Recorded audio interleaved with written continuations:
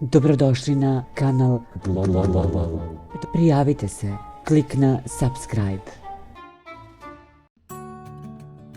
Anabela je istakla da je mučno da gleda ljubav Mine Baški i Mensura, koja se svaki dan zasniva na žustrim svađama. Pevačicine reči su zasmetale Mensuru, te je izleteo iz Bele kuće. Za to vreme Marko Đedović je započeo svoje izlaganje, a po Mensurovom povratku u Belu kuću je nastao haos.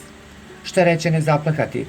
Ako je neko Minu okarakterisao kao kurvu, on ne treba da je napada, rekao je Marko Đedović.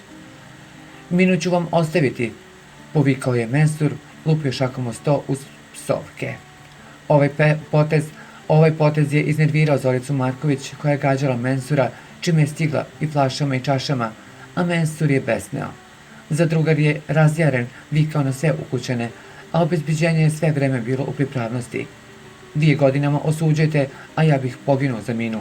Evo vam je, volite je. Samo da vam kažem, pičke jedne, vikao je Mensur.